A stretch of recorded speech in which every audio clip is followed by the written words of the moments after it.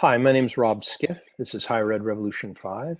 And today we'll be discussing my interview with Laura Gilbert, who wrote the book Our Plan, A Family-Centered Approach to Paying for College. We'll also be discussing a little bit more about Burlington College. Jesse will give us some updates. And I'll also be discussing a little bit of Trump University and the controversy that's building there. So, Jesse, how was your week? Week was good. I did publish a new piece on Medium. It is called, let me just pull up the exact title. It is called Two Educators. What learning content and community would you build if the sky were your limit?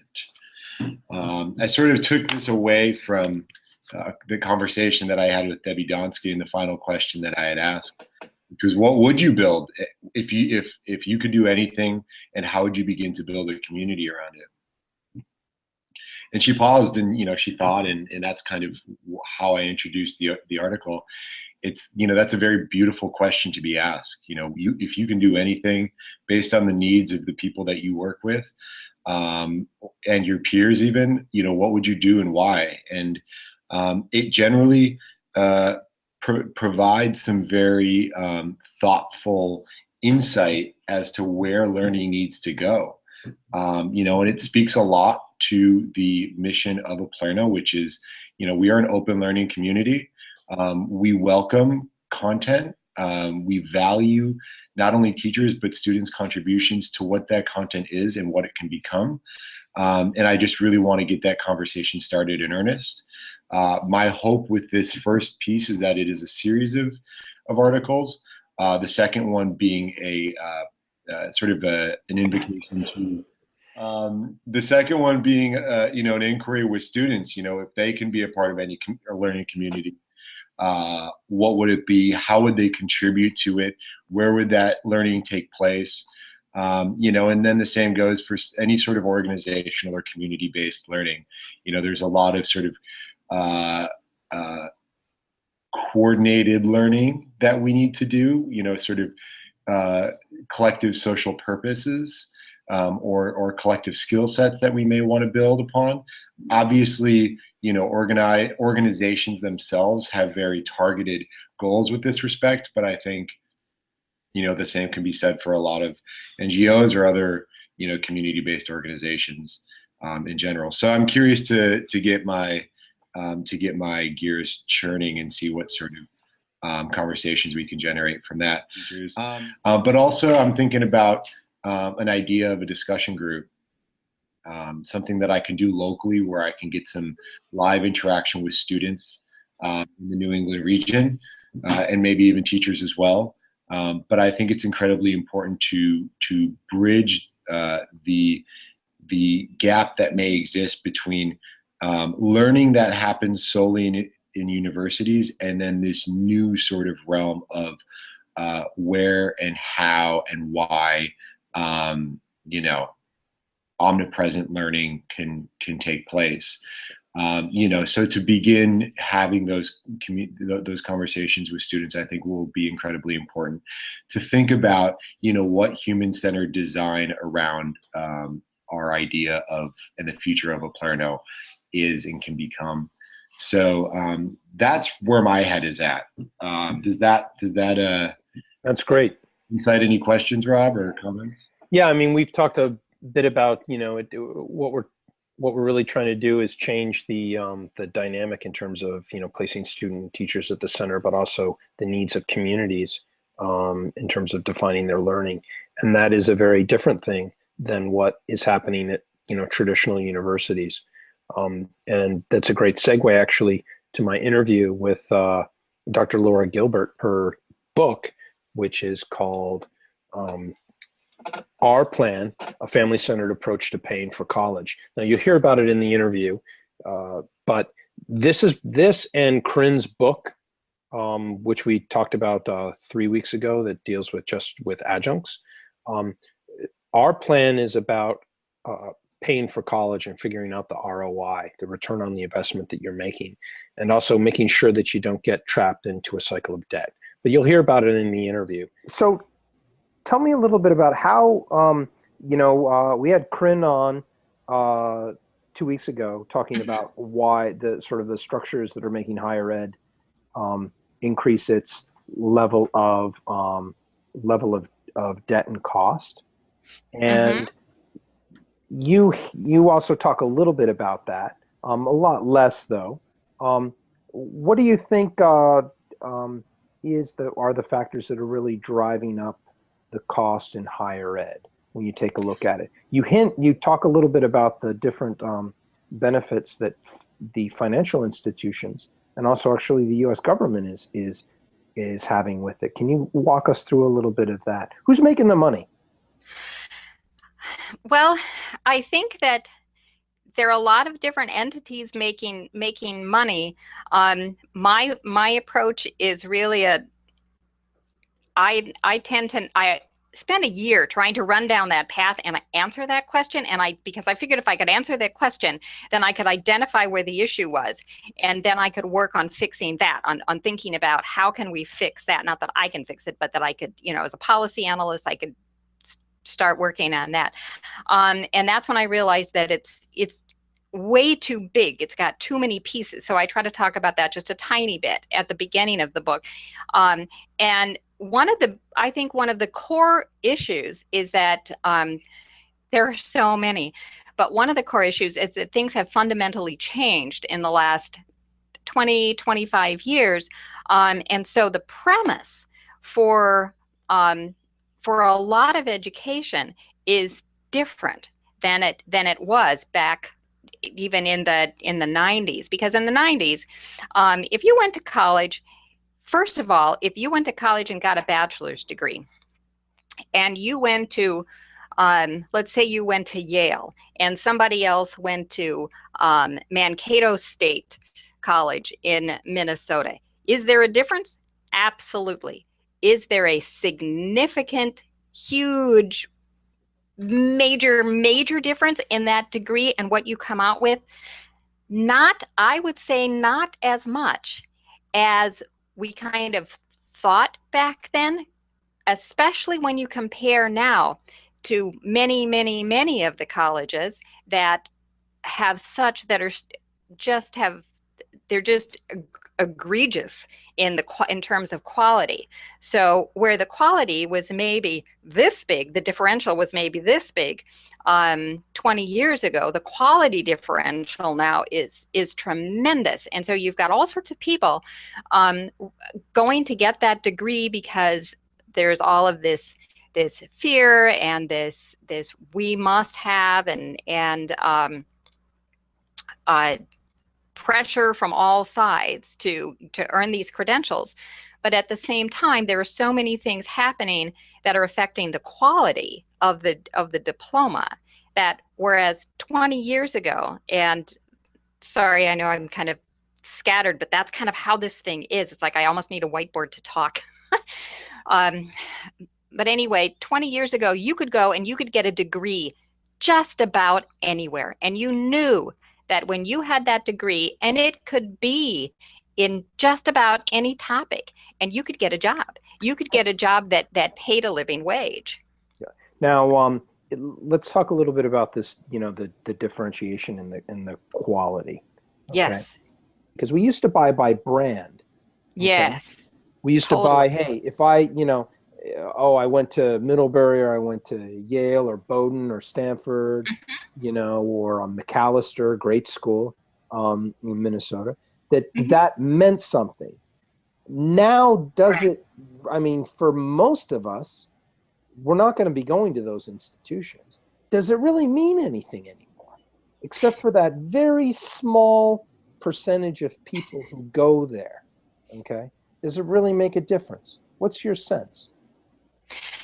I think that as far as where you end up with the job, that I think one of the things, clearly the academics at a lot of those places are really superior. A lot of the Ivy Leagues, they're just sure, but they're going to be because they cost more. I mean, the Mercedes-Benz is a neat car. Okay, yes. I don't want to use a Mercedes-Benz all the time. Okay, I want to use a Subaru a Volvo, a Ford will work just as well. That would kind of be the point. And you hint a bit at that, what's the purpose of your spending the money? What's your long-term goal? And does the cost really match what you're going to be making at the end when you graduate? Yeah. And I would say not even just the cost, but the whole thing. Like I love your analogy there. One that I used recently at a presentation I did with a group of high school students and their parents was I said, you already know how to do the kind of shopping that you need to do for college. And I said, let's say you want to buy footwear. What's the first thing you need to know? And at first there's silence, and then somebody, eventually will say, what size, or what is this a boot, or is this a dress shoe for the prom? And so that's the first step. I think the first step where the first step used to be, go to the best college you can get into. Don't worry about the money because you'll make it all back later. And that formula used to work. Yep. It's gone. Exactly. It worked until the mid 1990s, and maybe even for a few years after that. But a lot of today's parents went to school themselves in the 80s and 90s, and they're still using that model. They're thinking that model still exists. It doesn't. It might like you said, in some rare circumstances, but that's not the risk formula that you can use anymore. To me, the first question in deciding that whole investment risk cost benefit formula is, what do you want the college to do? What do you want your college education to do for you? Do you need that Bentley, to go buy milk? Maybe not. Here's the interview. So like I said, please go to this website. Okay, make sure you go to the Amazon.com website for the book and pay for it there, so that she receives the full royalty she gets, rather than having her materials be ripped off by third parties. Again, it's an amazing guide. I really intend to send copies to friends and family who are working through how to pay for college and how to evaluate the college choices that they get. So please purchase the book. Next, what I want to talk a little bit about is, so my move is pretty much completed. I talked a little bit about that last week. And now the international headquarters are located in a slightly different location, about 1.5 miles from where they've been. But all the 1,000 books are now up in the bookshelves. And next meeting we're going to be having, you'll get to see that whole setup, which is going to be fun. A couple of other things that I want to chat about is Trump University. And Jesse and I are going to talk a little bit about that. Trump University is really interesting. It's building its presence in terms of the presidential campaigns in the U.S. And I think it's a really excellent example of how not to behave in both online education and for-profit education. So I want to go over a couple of points about that that I wrote down. One is that Donald Trump's educational programs were never approved or accredited by a state. And he appropriated the term university when he should never have used it. While some states have different laws about what you can call in terms of a college or a university, it's really, really important that those laws be tightened up, and then not everybody is able to use that only accredited institutions, and really, I think preferably regionally accredited institutions, can use the term university, so that there isn't the confusion. Now, remember, Oplerno is an approved institution by the state of Vermont. We don't call ourselves Oplerno College, okay, because we're not offering degree programs. We do have certificates, but to put the name college or university on an organization when you're not offering a degree is really not okay. Jesse, you got anything you want to add with that? Yeah, I mean, I think it's incredibly, I think it's interesting to hear this and then now see it play out, and you almost feel like that should be obvious to people, that there's a standard at play here. And perhaps it's not surprising that Trump has sort of circumvented some of these standards and sort of approaches things in his own way with his own rhetoric, attacking him for this. I mean, he's already threatened to sue people for sort of mischaracterizing the failure of Trump University. But I feel like in a way it also drags us, like a lot of Trump's points do, further away from a more holistic perspective of a topic like education, and one that is, okay, if there is some need to have a standard around a word college or university and the ability to use it, where can other learning happen? Yeah, that's there are a couple things. What exactly was Trump teaching in terms of the curriculum and the idea? So I think Trump University is also an example of what's happening in a lot of higher ed, both accredited and unaccredited, in that Trump promised that, you're going to learn the secrets of his, how he makes money in real estate. Not only did he not develop the curriculum himself, but he didn't follow through with sort of offering any secrets. The organization was using this as a way to get people hooked on the idea that they're going to learn a skill that's going to help them make money long term. Here's where you and I may come to blows virtually. I would say that what Trump University is doing is what a lot of institutions in higher ed also do. They're kind of like promising a dream, okay, in exchange that the name, or that you're going to learn certain techniques, and then you're going to be able to cash in on it without really showing any proof that it's going to improve your life or improve your skill in your job, or it's a little bit fraudulent in terms of what they're teaching.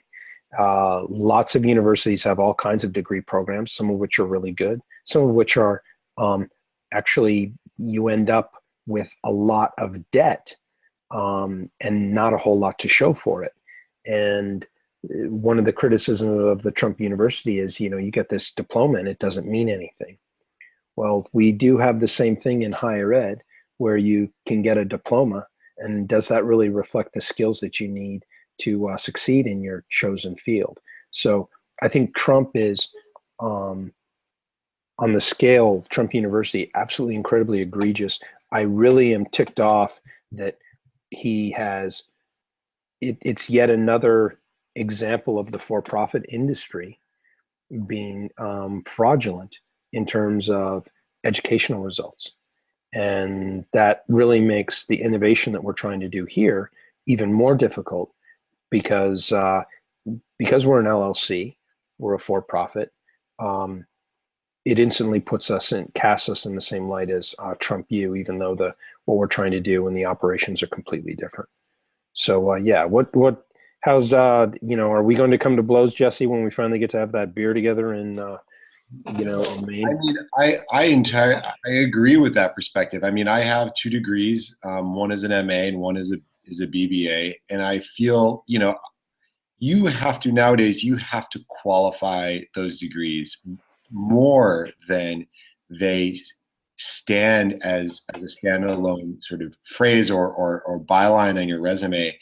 And so that speaks to where we're going by itself, so while I think you can get some good quality classes, which you said, and you can even find some good, sort of quality package programs in universities, while that's true, it's not the only way of going about things, and I think we as a society, and obviously students, and I think students are probably going to be the more innovative and proactive bunch out there, probably the more receptive to our message with Oplerno. But we need to think about why we are pushing kids in that direction, because there's a lot of pressure at stake there, and we make the money easy to get in a way, and not really thinking about, like we have typically tended to do as a society, the long-term repercussions of building up those piles of debt that you speak of. And obviously for-profit universities that are tarnishing the image of for-profit, like Trump, like, dare I say, Phoenix in some cases, or any of the other ones that have been in the news headlines for their inability to graduate students in a meaningful way. you know, they are taking education into a direction that is not productively meaningful. It's not the public good that it should be. It doesn't ask the right questions of individuals, and so on and so forth. I could go on for a while. Yeah. So yeah, we're going to be talking a little bit more about debt. We're really working at Oplerno on three aspects. One, better learning in classes for students. Okay, where you can choose the classes and the instructors that you want. The other piece is the social justice aspect of instructors getting paid what they need to, and Corinne wrote on that. Okay, hers is the book to read if you want to understand what it's like to deal with the adjunct crisis and the student debt piece. But then you've got Laura's book, and the interview that we just did, and you've got to buy that book. Again, go to the links here, and you can purchase both books from Amazon.com. And that book dealing with a guide to prevent getting into debt. And next week, I'm going to be talking a lot. I'm going to be talking about debt and its impact on people's lives, and how we've gone from a society where we own things, okay, to a society where we're in debt, and who is actually benefiting from our labor. And it's really that piece, that debt thing, is becoming a social justice issue in North America, in the US, but also Latin America, Africa, and Asia, and developing countries dealing with and that type of exploitation. So join us next week where you can hear more from us, and we'll see you online.